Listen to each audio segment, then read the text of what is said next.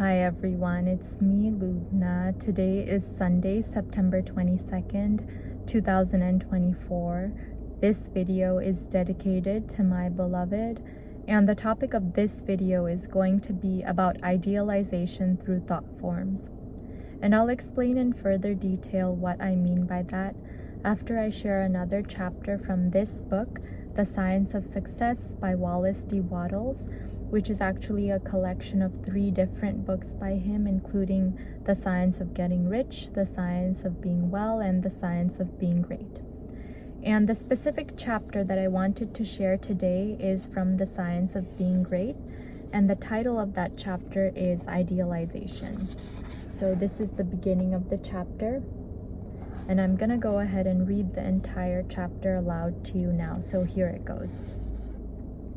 Idealization. You are a thinking center in original substance, and the thoughts of original substance have creative power. Whatever is formed in its thought and held as a thought form must come into existence as a visible and so-called material form. And a thought form held in thinking substance is a reality. It is a real thing whether it has yet become visible to mortal eye or not. This is a fact that you should impress upon your understanding, that a thought held in thinking substance is a real thing, a form, and has actual existence, although it is not visible to you. You internally take the form in which you think of yourself, and you surround yourself with the invisible forms of those things with which you associate in your thoughts. If you desire a thing, picture it clearly and hold the picture steadily in mind until it becomes a definite thought form. And if your practices are not such as to separate you from God, the thing you want will come to you in material form. It must do so in obedience to the law by which the universe was created. Make no thought form of yourself in connection with disease or sickness, but form a conception of health. Make a thought form of yourself as strong and hardy and perfectly well. Impress this thought form on creative intelligence, and if your practices are not in violation of the laws by which the physical body is built, your thought form will become manifest in your flesh. This also is certain, it comes by obedience to law. Make a thought form of yourself as you desire to be, and set your ideal as near to perfection as your imagination is capable of forming the conception. Let me illustrate.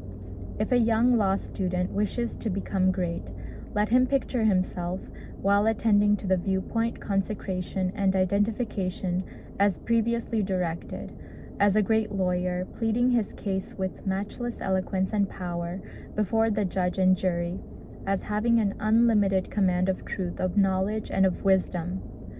Let him picture himself as the great lawyer in every possible situation and contingency. While he is still only the student in all circumstances, let him never forget or fail to be the great lawyer in his thought form of himself. As the thought form grows more definite and habitual in his mind, the creative energies both within and without are set at work, and he begins to manifest the form from within and all the essentials without, which go into the picture and begin to be impelled toward him. He makes himself into the image, and God works with him. Nothing can prevent him from becoming what he wishes to be. In the same general way, the musical student pictures himself as performing perfect harmonies and as delighting vast audiences. The actor forms the highest conception he is capable of in regard to his art, and applies this conception to himself. The farmer and the mechanic do exactly the same thing. Fix upon your ideal of what you wish to make of yourself. Consider well and be sure that you make the right choice, that is, the one which will be the most satisfactory to you in a general way. Do not pay too much attention to the advice or suggestions of those around you. Do not believe that anyone can know better than yourself what is right for you. Listen to what others have to say, but always form your own conclusions. Do not let other people decide what you are to be. Be what you feel that you want to be. Do not be misled by a false notion of obligation or duty. You can owe no possible obligation or duty to others that should prevent you from making the most of yourself. Be true to yourself, and you cannot then be false to any man. When you have fully decided what thing you want to be, form the highest conception of that thing that you are capable of imagining, and make that conception a thought form. Hold that thought form as a fact, as the real truth about yourself, and believe in it. Close your ears to all adverse suggestions. Never mind if people call you a fool and a dreamer. Dream on. Remember that Bonaparte, the half-starved lieutenant, always saw himself as the general of armies and the master of France, and he became in outward realization what he held himself to be in mind. So likewise will you. Attend carefully to all that has been said in the preceding chapters, and act as directed in the following ones, and you will become what you want to be.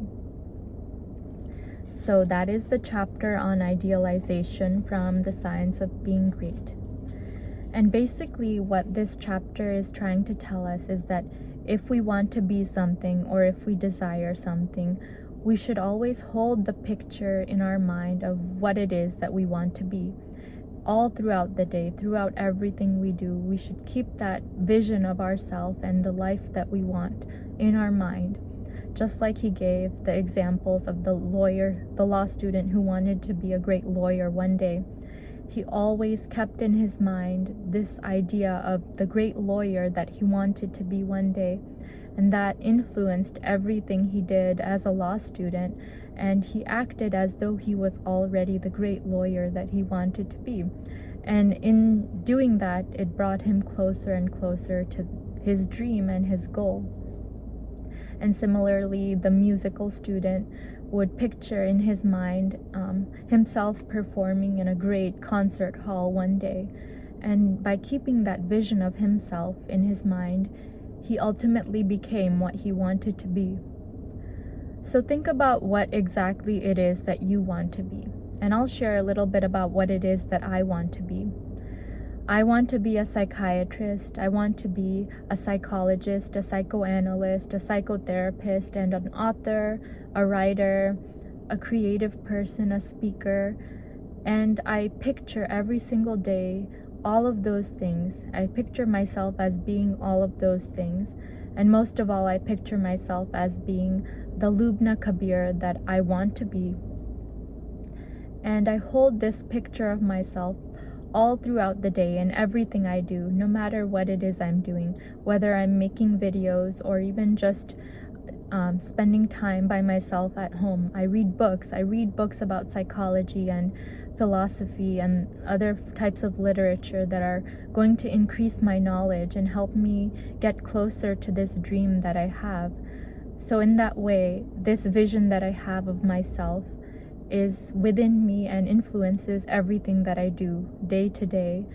And one day I know that I'll achieve my dream, and then I'll look back on this video, for example, and think, wow, I can't believe that I've come this far, and I used to imagine and envision myself as the thing that I wanted to be for so long, and ultimately I reached the goal.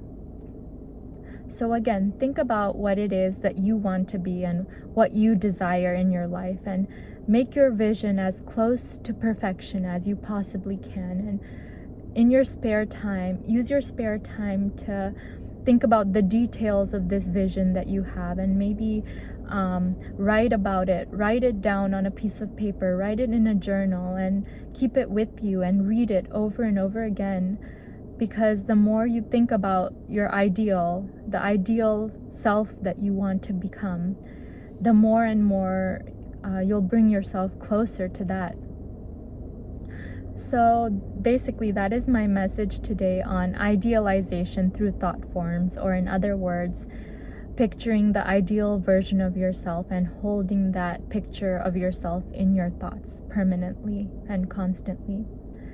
I hope that my video inspired you to strive to become the best version of yourself that you can be. And with that, I'd like to wish you a wonderful day, afternoon, evening, or whatever it is, wherever you are in the world.